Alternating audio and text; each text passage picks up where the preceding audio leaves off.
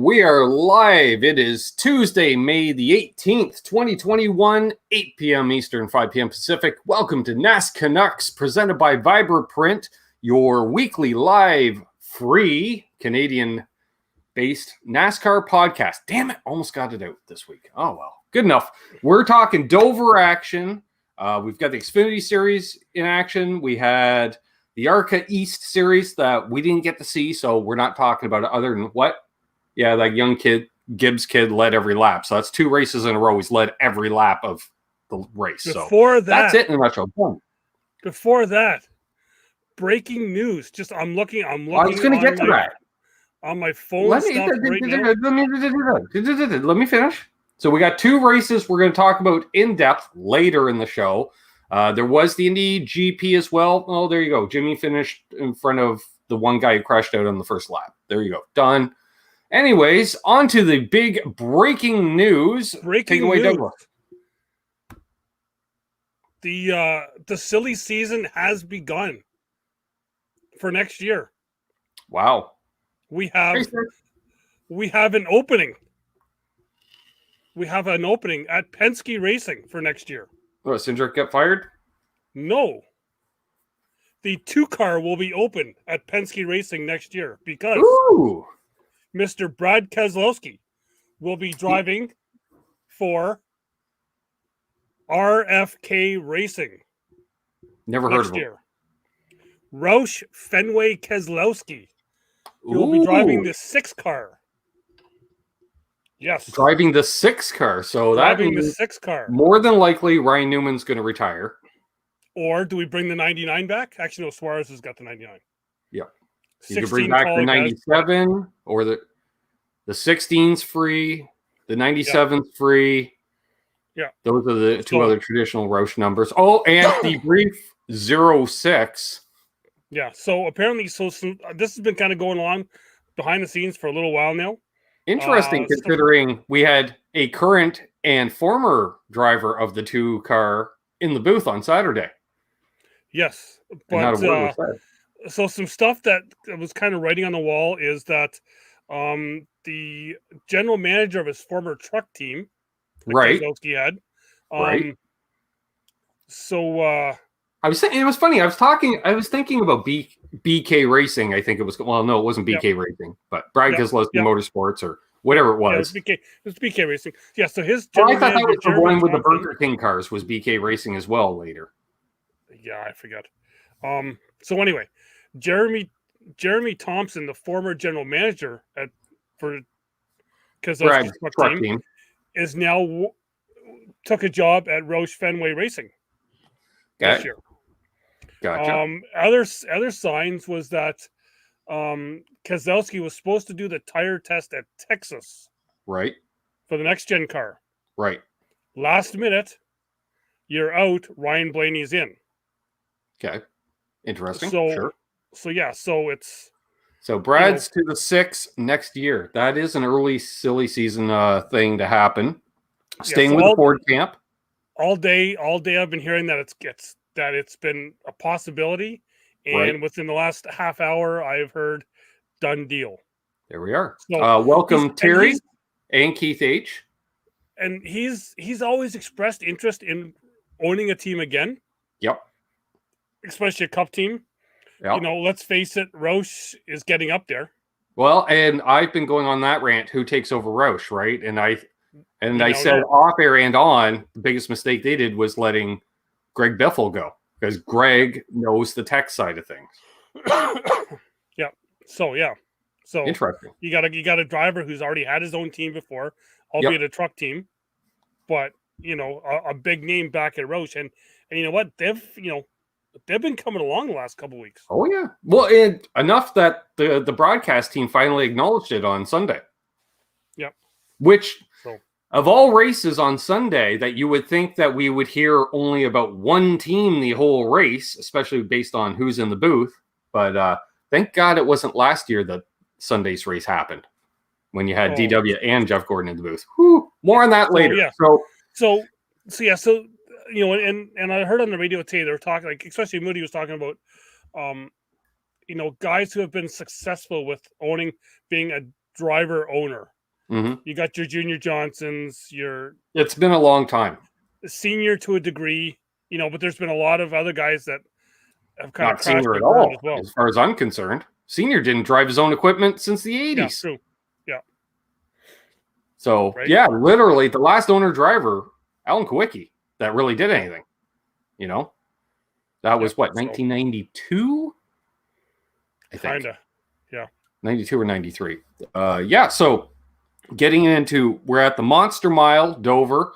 A track that's the bane of my existence on any form of racing game. That's my worst track, hands down, non-competitive.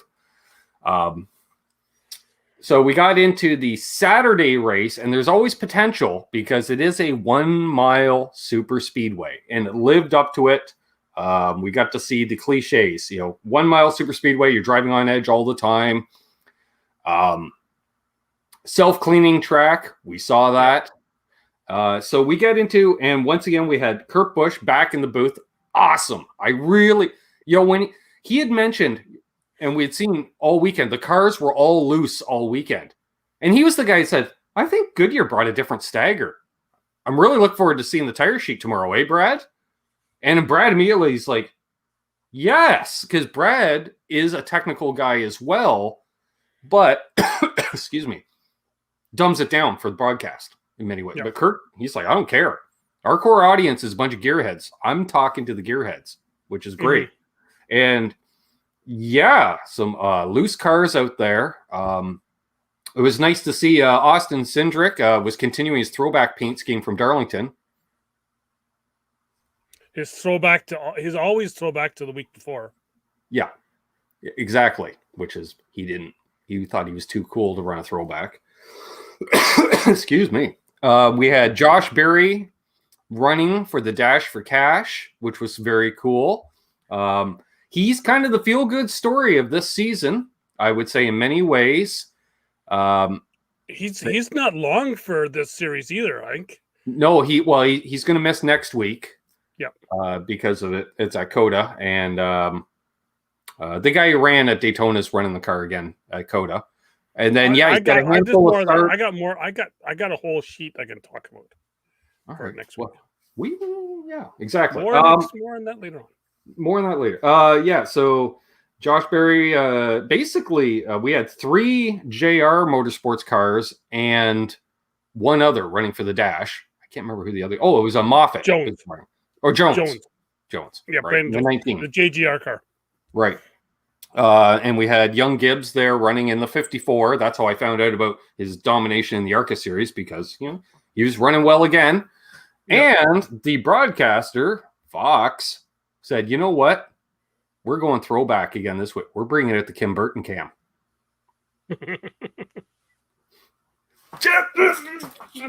I'm like, he had 4 feet of clearance, Kim. Relax. Yeah. And she's okay. She'll be clapping. Harrison got passed. She's like, clean pass. Harrison's alive. Perfect. I was like, really? Sure. Okay. Variety of guys mixing up. Justin Allgaier, looking good. Very strong again. Yeah, he is. Majority of the race. He had a great car. Basically, unfortunately, he basically dominated the race, but then that 22 got Pesky, both. Right at the end of each stage and stuff. So that was bad. And then, unfortunately, we did see the self-cleaning track. One car ended up on top of the other one. Yeah, it was like, that was kind of like I haven't tried it since the previous gen. Because the previous gen cars, they had those noses so low to the ground. Yeah. Right? Because remember, they couldn't even bump draft because you would just lift right underneath. And they had the high back, low front, like a late model. But he hit that just right. And next thing you know, he backed right up. And great interview by, I can't remember the guy's name, but I can't remember it either. But he said, like, we own like 2 cars. We can't be wrecking cars. And he's like, I wrote it down. And he's a bit of a journeyman. He's been all over different series. He's run open wheel, done all kinds of stuff from the sounds of things. And it was too bad he got run over, which caused him to spin, which put that car up there. And, I like it when the small teams come out and say, like, look, we only got 5 guys. Like, we can't afford to do this, Give give your head a shake, which leads to more mature driving, which leads to, well, some people think is boring racing. I didn't. I saw how ragged those cars were all day, all weekend. So I was like, whoo, that's some good stuff. But yeah. Other than that, one other note I want to mention. John Hunter Nemechek was hired by the 26 team to what they call baseline the car, which is they've had a few drivers, young guys running this stuff. They don't know, is the problem the car? Is it their driver? Is it the crew? We don't know. We need to bring in, quote unquote, a professional driver to sit in, baseline the car, let us know what's going on. Because they're like, we think we can run top 20. We're getting those 24ths to 27s. Can we get a top 20 car? Well, John Hunter said, hold my sports drink, because he was driving. Hold my sports drink. And he's just whooped her right up into the top 10. Yeah. And unfortunately, the track bar, which if there's a track that have track bars let go, it's Dover. It's the only track. Yeah. And I told her, until the track bar let go, I'm like, oh, right, track bars do let go at this track. Right.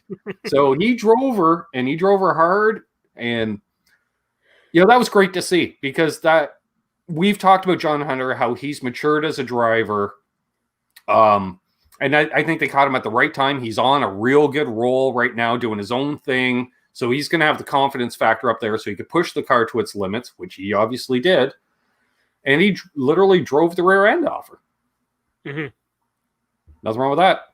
Nope. So other than that, so basically we get down to the end of the race. Two funny things. You had, Tweedledum there. Cindric wins the race. Sure. They go to interview him. The play-by-play guy shut up. Brad, because he's like, that's my teammate, shut up. Kurt Busch talked over top of the entire interview. Didn't even take a breath. And I'm just like, oh, man. So I'm curious to see if Kurt's coming back or he's going to learn his lesson. Somebody mentioned that to him.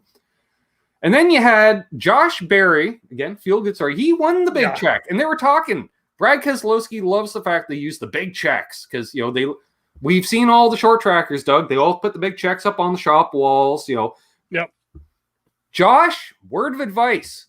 When a guy's off camera holding a big flipping check in front of you, shaking it around, grab the goddamn check.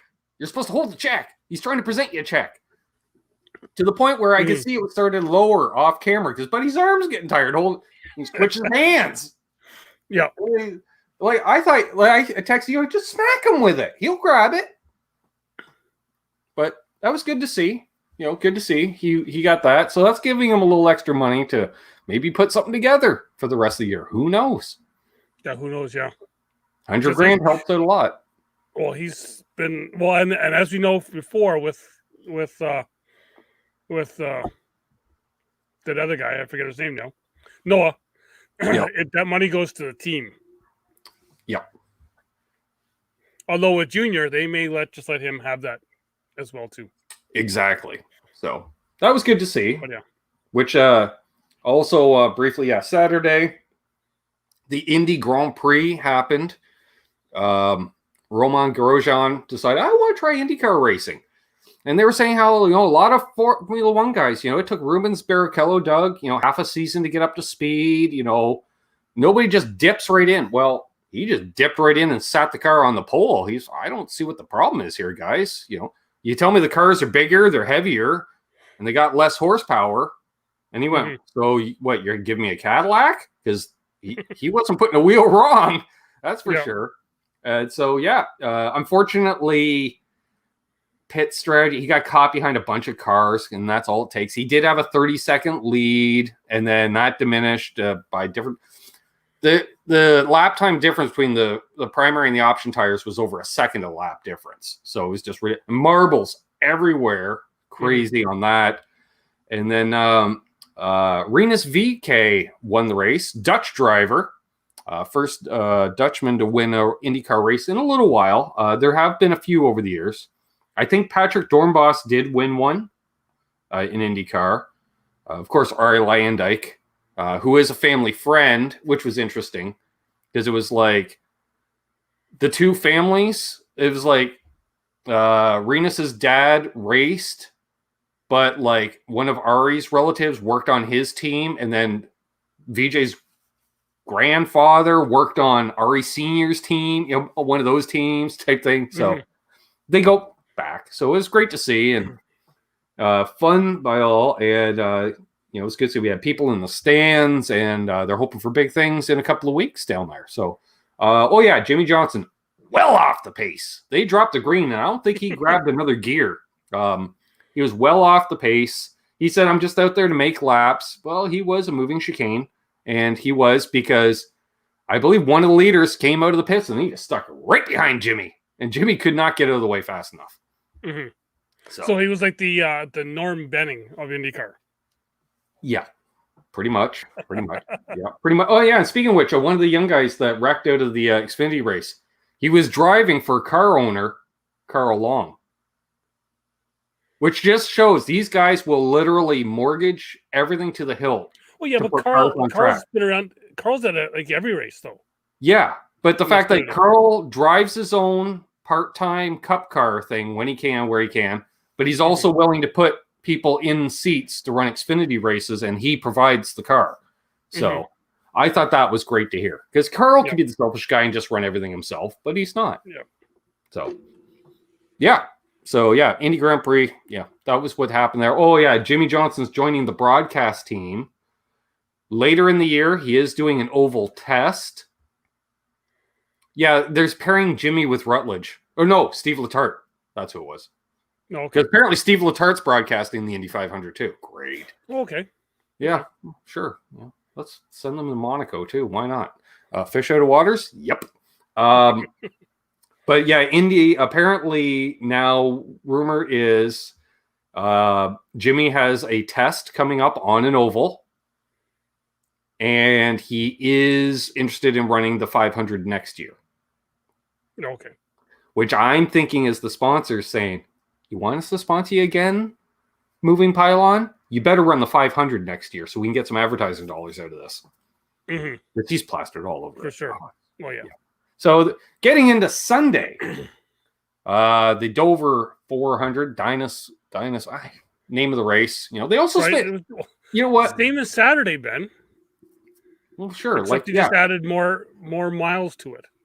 Well, the nice thing is they also sponsored a car or two as well. I like it when they'll sponsor a race car, everything perfect. I didn't see the field size this week. Probably not a full field, never is. It's close to it though, I think. About like 38 of the 40. Yeah, that's not bad. And they dropped the green, and your boy was picking up where he left off, and it was all fine till the handling started a little bit, and he made a pit stop, and one of those little lug nuts there just decided to wedge itself right in the jack. Yeah. So they couldn't lower the car because they're like, well, screw it, we'll make it a 2-tire stop. They're like, still can't lower the car, Bubbaloo. Yeah. So yeah, I know.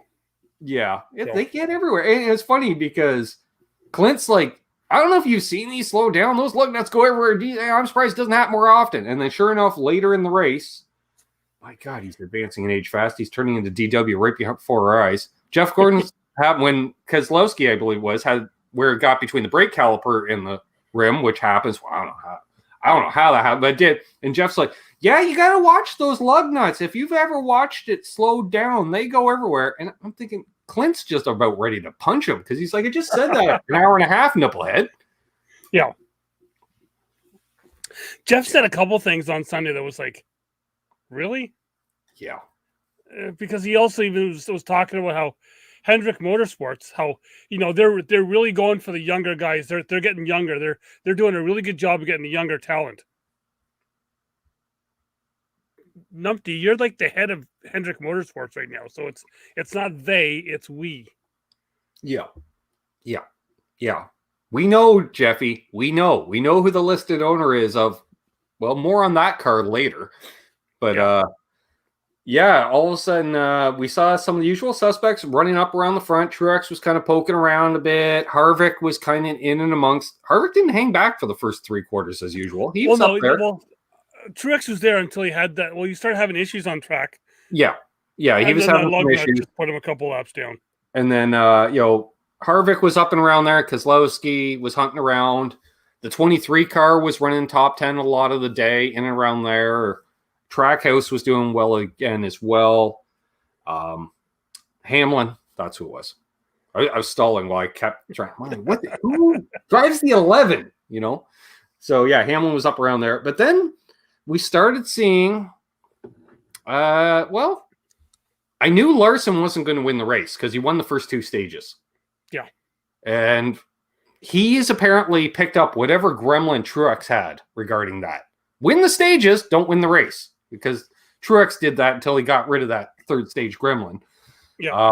It was nice to see a race where the final stage is not just another third stage, like it's actually a bit longer. But we started seeing by about, in the third stage, all of a sudden the Hendrick cars, I thought we were watching Daytona 1996, because those Hendrick cars grouped up and were working together, it seemed, and were starting to dominate. And so it came down to, which one's going to win. Because they were shuffling around a bit here and there. Larson led a lot of laps, like I said. Mm-hmm. He didn't win. The 24 was running up front right from the start. Yeah. He was really good. Yeah. He's like 11 top 10s in a row now. Yeah. Yeah. Which is the new record. He broke Jeffy's record about that, because Clint was teasing him about that at the beginning of the race. I noticed, because for the last month, the only time I'd see the 9 cars when I'd see that Nap in the logo dip out to get some air, and you'd see them 10th on back or something, running 11th. But all of a sudden I was like, oh, Chase Elliott's running up front again this week, or getting up there. Okay, interesting. And then I guess, one of the better ones to win, in a sense, Bowman ends up winning the race. Which conveniently, they had his car up in Miles the Monster. Yes. Full-size car. Yes. And I will say we saw more personality out of Alex Bowman in his victory lane speech than we did in all of Jimmy's victory lane speeches combined, driving the 48. Yeah. He even quoted Talladega Nights, because he's getting interviewed, and Jamie's like, hey, Alex, your car's on fire. And he's like, yeah, you would think a safety official would step up and put my car out or something. What do I say here? Help me, Tom Cruise. Which I'm like, awesome. Just awesome. Yeah. But for the first time ever, Hendrick sweeps the podium plus the next spot. And other news, just they talked about they took that shot of Rick Hendrick right near the end. Yep. Him strutting down behind the pit boxes. Yep. There was a reason for that. It had nothing to do with all 4 cars being up front. Wait, is he pulling a U? He had to go to the bathroom. He had to use one of the porta-johns. That's right. They talked to him on Sirius XM after, and he was like, I had the radio off, and I was making the dash to the porta-johns. Yep. Yeah. And it's nice to see he's put on some weight, I noticed. Put on a lot of weight. He's put on a lot of weight. Hey, Jeremy. And so, for a guy who has 267 career wins, why not have all 4? For a guy who's had a dominant team for a long time, on and off for a long time, I'm surprised it didn't happen before. And I was thinking that during the race, I was going to do a segment on it, was because I saw them running top 4 with like 75, 80 laps to go. And I thought to myself, we've never seen like a top 4 sweep ever. And I'm thinking to myself, what other organization has had 4 competitive cars? Because usually it's a 3 out of 4 or 2 out of 4 or maybe 3 at best. And then the 4th one will finish 14th or some, maybe sneak into 4 in the top 10. We've seen even 4 in the top 5, possibly, I'm thinking before. I forget what happened to his nose. Yeah. Debris. I think similar to Ryan Blaney. Did you see the chunk of debris they pulled out of Ryan Blaney's? Yeah. Well, how about all the debris inside Chase Briscoe's car? He had shards of tire in his window net. All the inside. Yeah, but it wasn't all of his car because one of his crush panels was in Ryan Blaney's right front. They pulled that out. I'm like, Jesus, Doug would have paid $30 for that at the souvenir shop. The size of that thing. Yeah, and it just sheared off the tire, the brake hose. It's all gone. It was all gone because they're getting the bear bond ready. And Jeff's like, what do they need that for? And Clint's like, the big freaking hole in the car. And Jeff's like, what are you talking about? And then pit reporter's like, this big chunk of metal came out. He's like, but they covered up the brake duct. It's going to overheat. They're like, what brake duct? It's gone. It was all taken out, dude. Like, stick to driving, Jeff. So, yeah, it was interesting to say the least. And yeah, the 48 won. Alex is more and more stepping out of the Jimmy Johnson shadow. He's definitely not Jimmy Johnson Jr. in any way, shape, or form. Great to see because he's a clean driver. I like that. I like clean drivers. What can I say? You know? Yeah, and he basically paid his due. Of all the Hendrick drivers that that we dislike, he could have been the next Brad Keselowski, who was on the short list to become a Hendrick driver. He remember he sat out a year waiting for Junior. Yep. He was just driving he was strictly the simulator driver. Like he took that F1 role essentially. Yep. Speaking of, I was going to mention because Brad had mentioned being a former junior motorsports driver, which was nice. I think Brad might be like, we know JR Motorsports is largely a Hendrick feeder team, right? Except you can tell Junior has a pick in his one veteran driver. Like that's a Junior hire. That's not a Hendrick hire, right? Currently Allgaier. I would say Junior has two of them right now, being Michael Annett and Allgaier. Right. Yes. But Brad Keselowski was the last young gun that Junior tabbed and was bringing up at, before he because I think was Junior even still with DEI when Brad ran for him? No? Okay. And then I think Brad. I remember Brad being 88 at Charlotte. He left. Yes. I was going to say Brad did run a handful of races in a let's call it the 25 car. Like, because of the fifth car. Remember, because Brad, as the pre-rookie, you can call it. He did do that handful of races, and then no room at the end. Brad's like, oh, I'm not taking a year off or driving for some other team. And then, who did he drive for before Penske? I think that seems to me there was a ride in between there. No, I don't think so. No? He went straight to the 2? I think so. Okay. Quite plausible. All right. So, yeah. So in talk for other people who've joined in, like Jeremy here, I don't know if he's heard the breaking news, but Brad Keselowski out of the 2 next year will be driving the 6 for RFK Racing, Roush Fenway Keselowski Racing.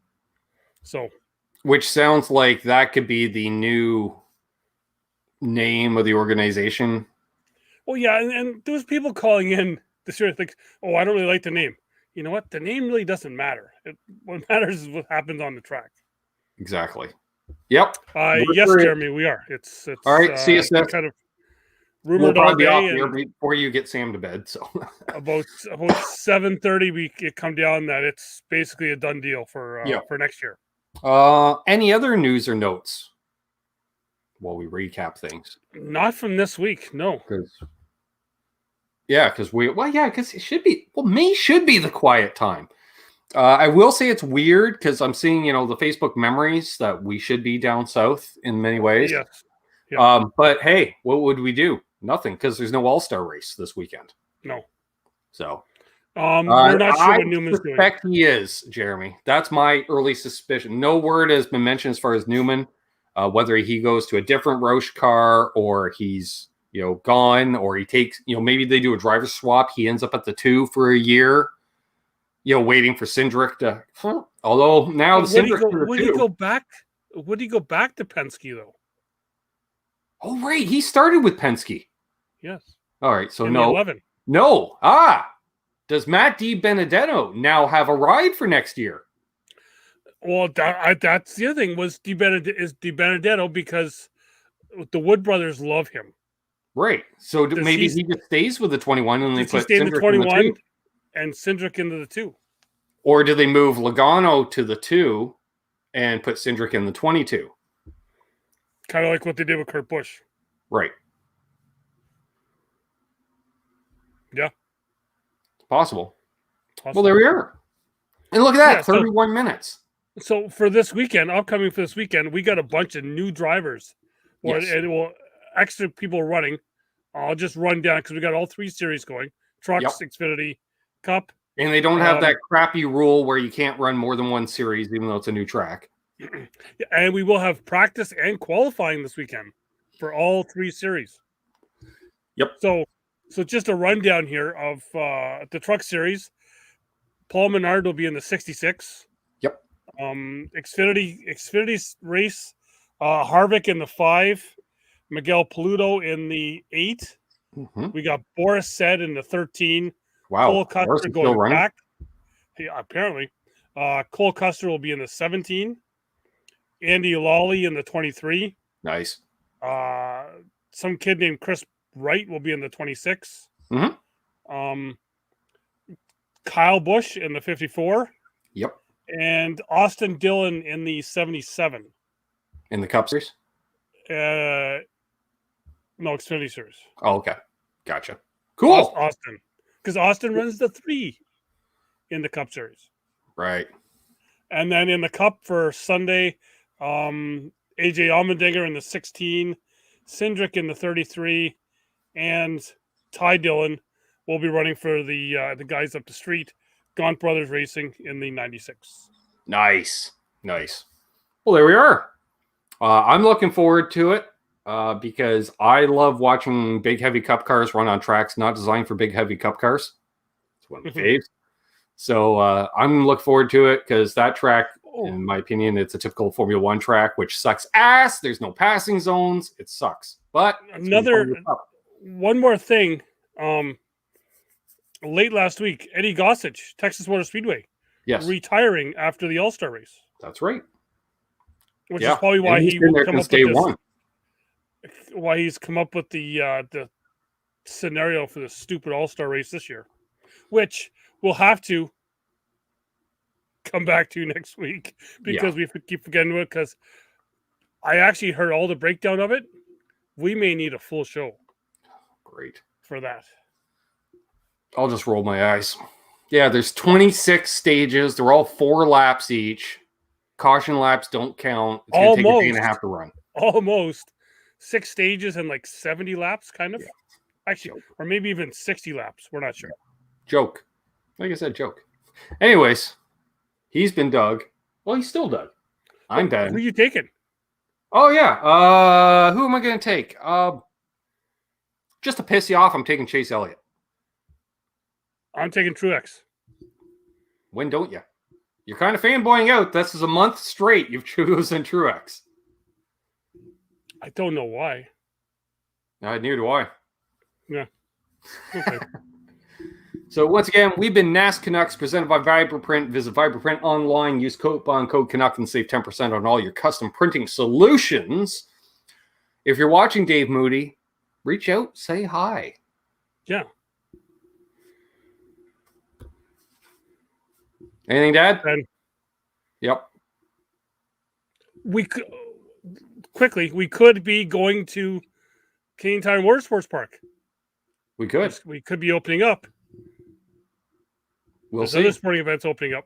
So, although they canceled the Toronto Indy, so we'll see. But there's people allowed to go to the Montreal Canadiens game now, so we'll see. We'll see. Okay, we'll see. That's Ben. Yep, that's Doug. See you, Marcus.